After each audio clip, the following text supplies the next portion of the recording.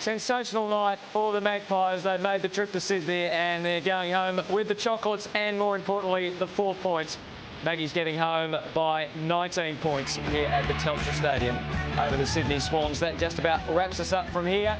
But the footy action continues. Andrew Marr and I would imagine a very cocky Michael Christian to bring you the fifth quarter. Gentlemen, good evening. Good evening, Hutto. Yes, thank you. Great call and magnificent performance from the Magpies, Andy. Ladies and gentlemen, boys and girls, might I just say that I'm sitting alongside a very, very happy and proud Collingwood Premiership player tonight, Michael Christian. They are a side. You make up stories. No. Oh, you are. And if I was a Collingwood supporter, I would be proud. These scores, this set of numbers is a beautiful set of numbers for the Collingwood fans out there to mull over. What a performance by them tonight. They had no right to go up there and do what they did. Phenomenal performance. Dale Thomas, he is an absolute beauty. The old firm continue to do what they do. Shane O'Brien leading away. Look at that. Their second leading ball winner, Martin Clark. I mean, what a performance, and we'll talk about him. Yeah, it's quite incredible to think that he took up the game about 10 months ago to be where he is today. It is quite phenomenal. And he was part of a Collingwood defence that I think many people thought was so inexperienced, which included Tyson Goldsack playing just his third or fourth game, that wouldn't stand up to the power of the Sydney forward line. Here's Goldsack in action, some brilliant work early. But the Collingwood defence, aided with the pressure that Collingwood were able to put on through the midfield, they were just superb. They were just quite truly fantastic. Well, again, you've done some work with these blokes over the journey the last couple of years, and their ability to get hands in here and lay tackles there. We saw the Scott Burns smother, which we'll have another look at because it was such a pivotal piece of football. Nick Maxwell, he is one of the most improved players in the competition. He's become a real general, and in the absence of those three big defenders, O'Brien, Clement and Prestigiacomo in particular, he has stepped right up to the mark. Did you always know that he had the capacity to become a really good front liner? The answer is yes, and the other great thing about Nick Maxwell is he's a great leader around the place. He sets a terrific example for all the young guys with the way he conducts himself generally, and he will be a future leader of the football club. It's interesting you say that because before the game, he was the one, before they broke from their initial huddle, he was one really revving them up. He was almost the last bloke to speak to them before they went out. Exactly, and that his leadership qualities coming through. Can't say too much more about this next fellow. He is just quite simply superb. Now, that looked fairly innocuous, but he went to ground, and just as Michael O'Loughlin went to swoop on the ball to kick a goal, he just did that and knocked it a metre away. And this from Scotty Burns, I mean, his season's been phenomenal. Well, he's just a warrior. He is just like, you can understand why every Collingwood supporter, you could offer them better players for Scott Burns, and they would never ever trade him away in a lifetime. He means so much to them. But we love looking at goals, and we love looking at Chris Judd doing what he does. But the Heath Shaw hand, just to break O'Loughlin's rhythm and momentum, the tiny little things can make massive differences, can't they? Well, that would have been a certain goal to the Sydney Swans. And there was a certain goal kicked in the final quarter. Now, Collingwood were under a little bit of pressure because Dale Thomas was a surprise pick at number 2 in the 2005 National Draft. In fact, Andy, we covered the draft. And you raised your eyebrows when Collingwood came up because Xavier Ellis was the preferred one. But he is a match winner. He kicked 4 goals tonight, and that was the best. Just brilliant. He is a freakish player. Look, he you know, with all due respect to Ted Richards, he put Ted Richards in his place in terms of where Ted is in the grand scheme of things in the AFL ranks, and he underlined exactly where he sits, Dale Thomas, in the grand scheme of things to do with footy. He is a special, special talent. He kicked the 2 sealers tonight when he kicked that one just before that off the back of the Scotty Burns smother. He kicked that one. He iced it with a really good set shot. And that was just pure class. He is a freakish talent. Now, one class player that is just having a run of outs at the moment is the Sydney co-captain, Barry Hall. And he got his hands on a lot of the football tonight, but for one reason or another, just couldn't hold on.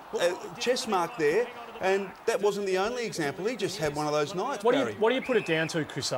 Is it just that he's out of touch at the moment? I mean, even when he was doing the spectacular things, he couldn't quite cling on. These are marks that Barry Hall swallows in his prime. Is there something that players go through? Is he just out of nick at the moment? It comes back to purely and simply, it looks watching the game, he's working as hard as he ever did. It just purely comes down to confidence. And all you need to do early in a game, take 1 or 2 of those marks, kick a goal or 2, and all of a sudden your confidence lifts. And I think that's all he needs. But gee, the last 3 weeks, it's been very grim for him. It's been terrible. And look, since that game at Manuka where he took a about 14 or 15 goals against the Western Bulldogs. Only kicked the one, but was taking all those marks leading up the way he does. His last 3 weeks, underlined by pure and basic statistics, show you exactly how big a struggle it's been for Barry Hall. And Sydney, if they want to do what they did last year, they were 7-5 last year. They went on to win 7 of their last 10 and make a real run. They're 6-6 this year.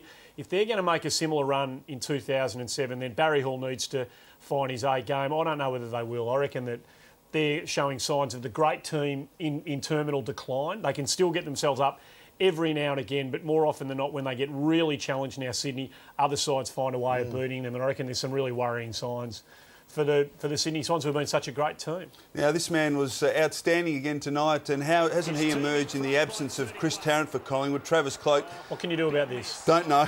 I mean, look, he did the right thing here by playing on, and it was a good kick off the boot. He just sprayed it wide, and Mickey Moldhouse at the end of it was exasperated. He couldn't get the water down. And the positive is he's getting so much of the football, it's unbelievable. Giving them so much of a target at centre half forward, but just not finishing off his great work at the moment. And that's the you can see him kicking thing. 7 in a final one. He's that type of player. He's going to come out one day in a really big game at the MCG and just tear the game to pieces. He's got the talent, and we're all excited about Collingwood at the moment. Maybe we're going a bit over the top, but his last 4 or 5 weeks have been really, really positive. And again, we spoke about this a few weeks ago about the bravery in the decision to let Chris Tarrant go to Fremantle. It continues to be underlined by Travis Cloke's improvement.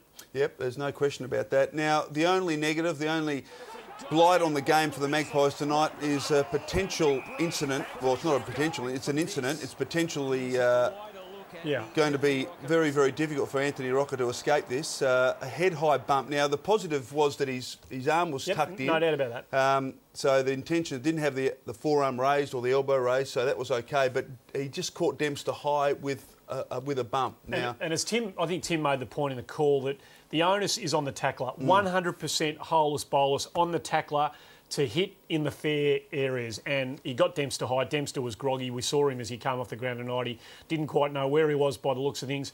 Anthony Rocca committed to the hip and shoulder. You're spot on. The arm was tucked down. There's no thought or mention of there being an elbow or anything involved, but he certainly got Dempster high. And the match review panel, whether they like it or not, because we love seeing big hits in footy, they're going to have to look at Anthony Rocca during the week. It's one of those 50-50 that you just don't know which way the match review panel will go. You don't know which way the tribunal will go, because I'm sure Collingwood will challenge it if they get the opportunity. Might I just say that for the sake of the Hawthorn game, which is going to be one of the real games of the year next week, Telstra Dome, the twilight game, but there will not be a spare seat there. I hope, just for the sake of that game, that Anthony Rocca gets off that one. Well, tell you what, one of the stories of the night, and there were many stories as the boys told us at Telstra Stadium tonight, but it had to be the debut of the Irishman, Marty Clark.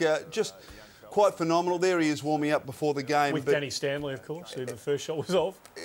Quite unbelievable. He started okay, got a couple of interesting touches through, but as the game wore on, he got more at home and felt more comfortable. And what's this kick here?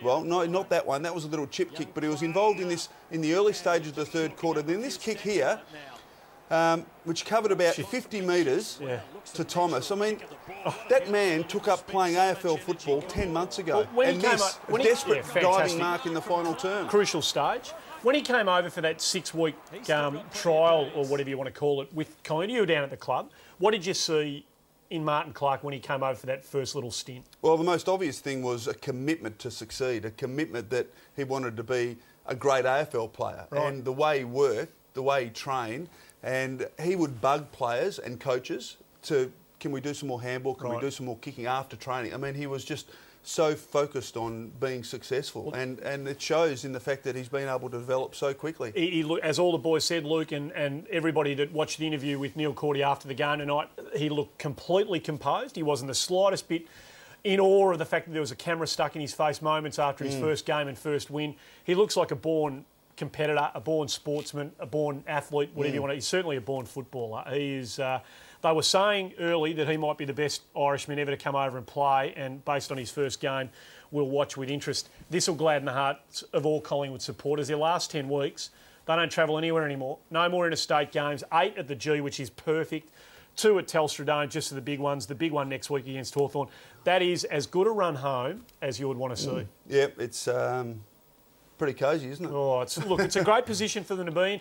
Does any side rise to a challenge better than Collingwood in the competition? They shouldn't have won that game tonight, man for man, and with the You're place. asking the wrong bloke. But they do. Well, yeah, maybe I am. But they do. They rise to a challenge. When you say Collingwood can't, they invariably can. They are an amazing team, and coming from a Carlton supporter, it makes me sick to the stomach to have to say that, but they are a remarkable football team. Yes, great win by Collingwood tonight over Sydney. If you've just joined us, they defeated the Swans by 19 points and were pretty much in control right from the opening bounce. Well, one of the other big news items today, of course, was comments from the Chief Executive of the AFL, Andrew Demetriou, and he was talking about Ben Cousins. This is what he had to say on SEN.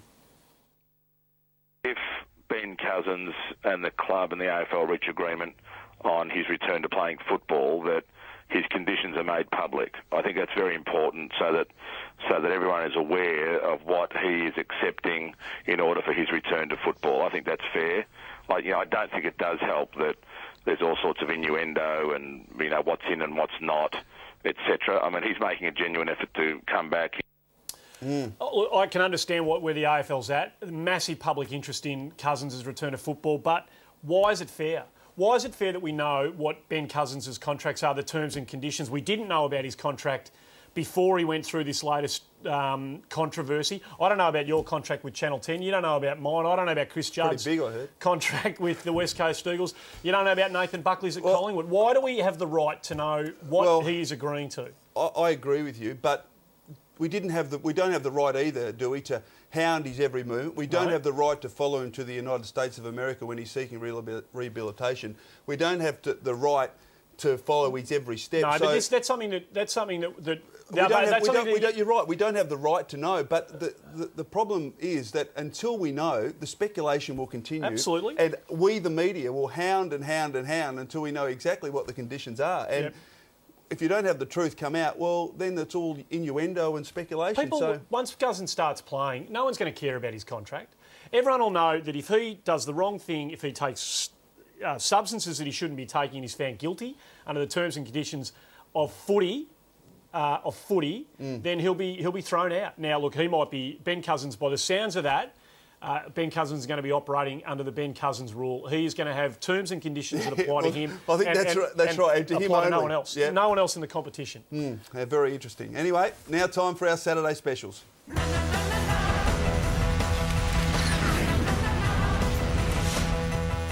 Now, what about this from Leon Davis? A soccer, it even spins right. Davis, though, wouldn't be denied. Anthony Walker is having a night out. They didn't lose because of the efforts of this bloke. He's a beauty, Ryan O'Keefe. And Scotty Pendlebury, so cool in a crisis. Lockyer, big curling ball, and well known by Didak. Deadly Didak uses the right, kicks the goal. Swans are in deep now. Nothing wrong with the Didak finish. What about this from Travis Cloak? The spoil and then the tackle. Great stuff. Look at that. Incorrect disposal. Dale Thomas, he was absolutely superb tonight. One of his four. Thomas, keep your feet and you will be rewarded. Just a little memo to Andy McKay and his mates. Let this bloke play next week for the sake of the Hawthorn game, will you? Anthony Rocker. And this has to be goal of the night. Superb stuff, Dale Thomas. Be dangerous for Sydney. He is always dangerous. He is deadly dangerous. The Magpies are more than home. Go to the break, Chris. So this is clearly the Saturday special of the night. Check out that throw.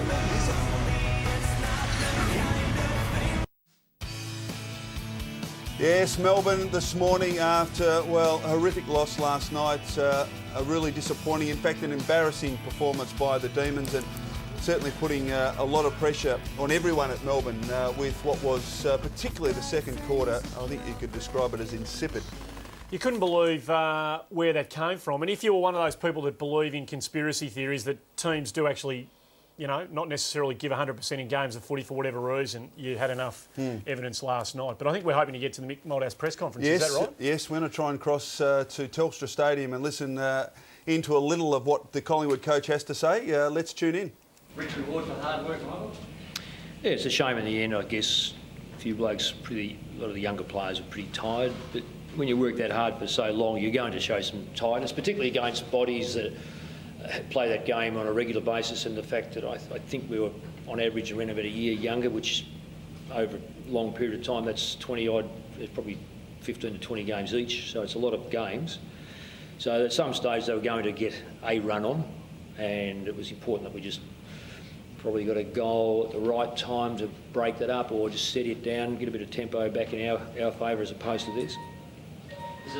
Is it slightly frustrating that you could have just about put them away by three-quarter time, but Life deals with that. We miss goals, but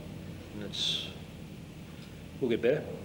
In that last quarter, when Sydney did get a bit of run on, tackled by Richards, smothered by Burns, they were the sort of things that won you the game all night, weren't they?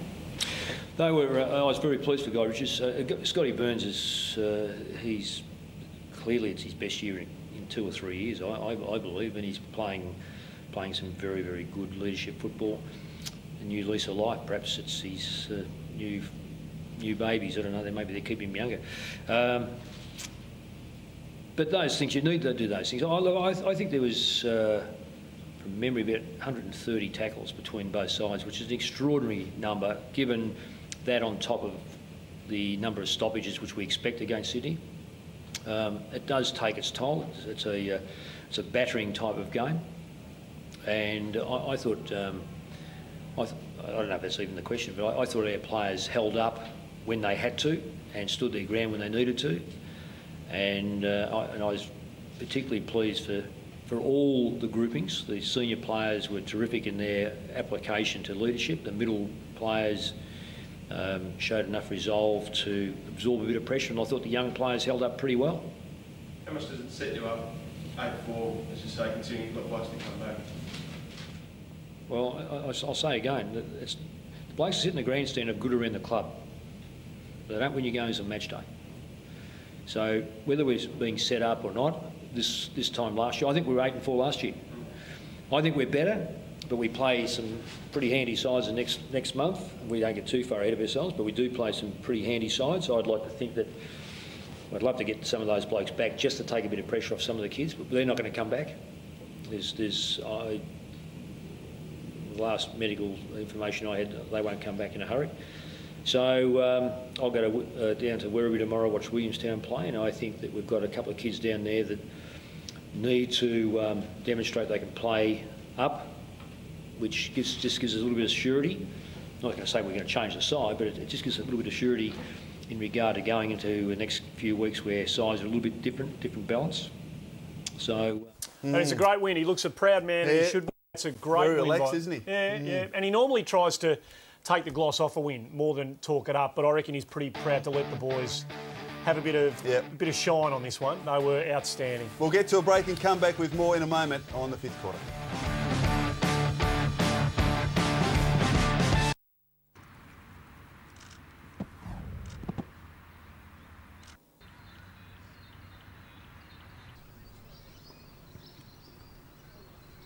Rest in peace. Yes, a minute's silence this afternoon across 120 Melbourne games, of course, for Brendan Keeler, who was tragically killed at the start of the week in that fatal shooting accident. Well, it wasn't an accident, but great terrible respect shown by clubs right around Melbourne. Was a great contributor down at Uni Blacks, a Victorian amateur side here in a really great competition that runs right through Melbourne. He won the best and fairest in '85, continued to serve the footy club as a goal umpire, and I'm sure the Uni Blacks and all the footy community will feel his loss greatly. Well, we saw the Melbourne players a short time ago this morning at recovery. Paul Gardner, the chairman of the Melbourne Football Club, had this to say about the coach Neil Danaher on SEN Radio today. We said that when the season was done and dusted, we would sit down and review the coaching position. I think last night's just about dusted, and it probably was done a few weeks ago, if you're honest about it. I guess in many ways that the situation for discussing it more seriously is certainly upon us. Yeah, well, Rick Hart put Chris Connolly's future well and truly on the agenda on the Footy Show on Thursday night, and he's done exactly the same thing with Neil Danaher today. So it's that time of year, isn't it? It's starting to get really interesting in the coaching ranks. OK, the ladder with just one game to be played in round 12. The Eagles, of course, playing host to the Saints, but Hawthorn and Collingwood, a couple of emerging sides, third and fourth. The Cats, of course, still on top of the ladder. And Sydney, you wonder just where they're at the moment, whether they've got another run at it to make. It's all ahead for Fremantle. They've got to get busy. They look like the ones outside the 8. Out of time, Andy. It's been a big night. The Magpies Go Pies. over by 19 points. See you next week.